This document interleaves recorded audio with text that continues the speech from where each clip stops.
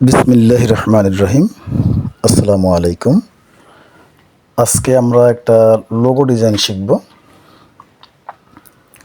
কিভাবে আমরা একটা লোগো তৈরি করতে পারি তা আজকে আমরা দেখব। আপনারা আমার ডিসপ্লেতে যে লোগোটি দেখতে পাচ্ছেন, এটা আমি এখন আপনাদেরকে নতুন করে আবার তৈরি করে দেখাবো। তো এই জন্য আমরা এটাকে এই পাশে রেখে আমরা টুলবার থেকে একটা রেক্ট্যাঙ্গেল টুল নিলাম, নিয়ে আমরা এইটাকে এখানে রেখে এটাকে সিলেকশন থাকা অবস্থায় আমরা যাব এখন লাইন সেগমেন্ট টুলে উপর থেকে এটার মিডলে একটা লাইন নিব, দেন আবার সিলেকশন করে এটাকে এই পাশ থেকে আবার একটা লাইন নিয়ে শিপ চেপে ধরে এরকম করে রাখবো।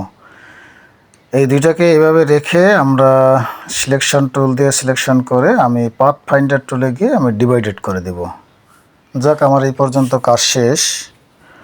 এখন এটাকে আমি এদিকে সরায় রাখবো। এদিকে সরায় রেখে আমি চেক করে দেখব যে এটার কোনো অপশন, কোনো অবজেক্ট কি এখানে রয়ে গেল কি না। না, এখানে কোনো অবজেক্ট নাই। আমি এইগুলোকে সিলেকশন করে আবার মাঝখানে নিয়ে আসলাম।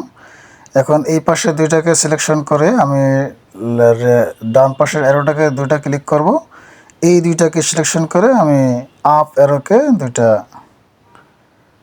ক্লিক করব, দেন আমার মাঝখান দিয়ে ডিভাইডেড হয়ে গেল। এখন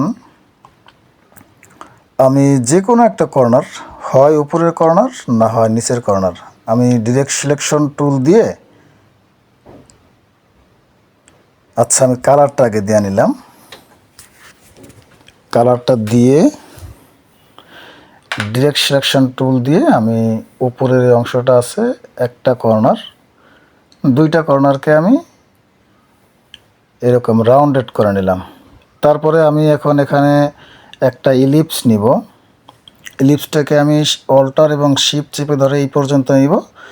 তারপর আমি শুধু অল্টার চেপে ধরে উপরের দিকে এবং নিচের দিকে একটু বাড়ানোর জন্য শুধু অল্টার চেপে ধরবো, ধরে এই পর্যন্ত আমি করে নিই, এই পর্যন্ত। তারপরে আবার ভিতরের দিকে একটু দেওয়ার জন্য, বাড়ানোর জন্য আমি অল্ট চেপে ধরে একটু হালকা বাড়ায় নিলাম। আমার বাড়ানোর কাজ এখানেই শেষ। এখন আমি সবগুলোকে সিলেকশন করে আমি শেপ বিল্ডার টুল দিয়ে এটাকে মাইনাস করে দিলাম। এটাকে পাথ ফাইন্ডার টুল দিয়ে মাইনাস করা যাইতো, বাট আমি শেপ বিল্ডার টুল দিয়ে করে নিলাম।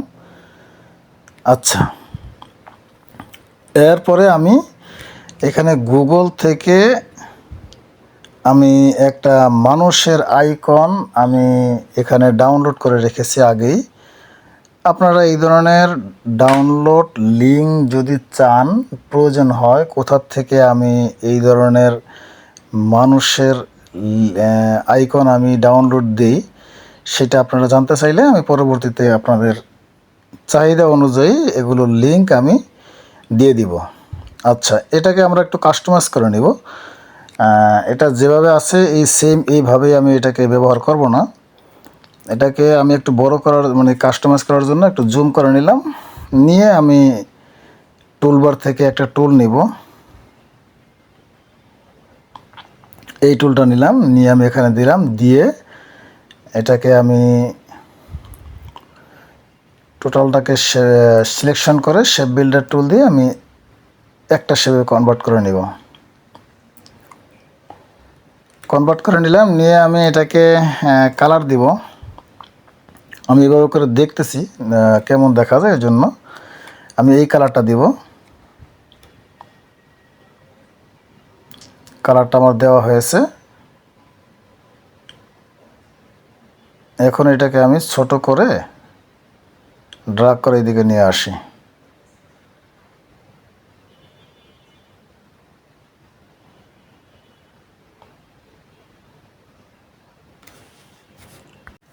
আচ্ছা, এটাকে আমরা আমাদের বসানোর কাজ শেষ হয়ে গেছে। এখন আমরা এটাকে এটা টেক্সটটা লিখে নিব। টেক্সট আপনি এটা যে কোম্পানির নামে লোগোটা করা হবে সেই কোম্পানির নাম দিয়ে আমরা একটা টেক্সট লিখব। তো আমরা এখানে আপাতত একটা টেক্সট লিখে দেই যে কোম্পানি নেম, মানে যে কোনো কোম্পানির জন্য এটা ইউজ করতে পারবে। এখানে আমি একটা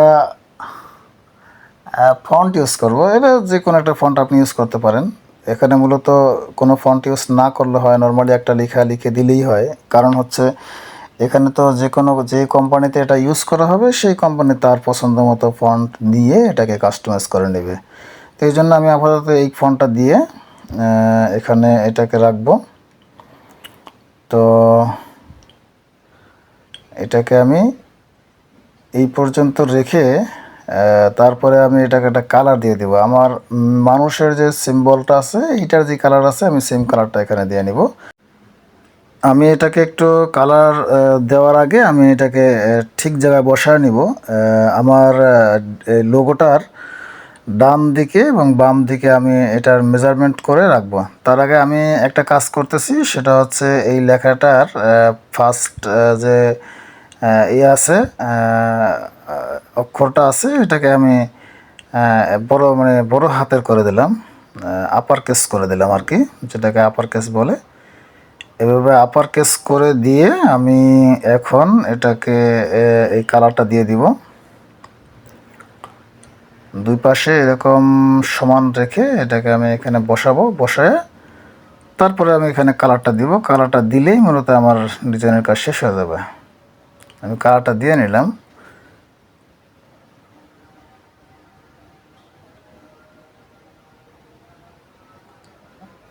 আমার ডিজাইনের কাজটি এখানেই শেষ হয়ে গেল। আপনারা আপনাদের মূল্যবান সময় দিয়ে দেখার জন্য আপনাদেরকে অসংখ্য ধন্যবাদ। আসসালামু আলাইকুম রহমতুল্লাহি ওয়া বারাকাতুহু।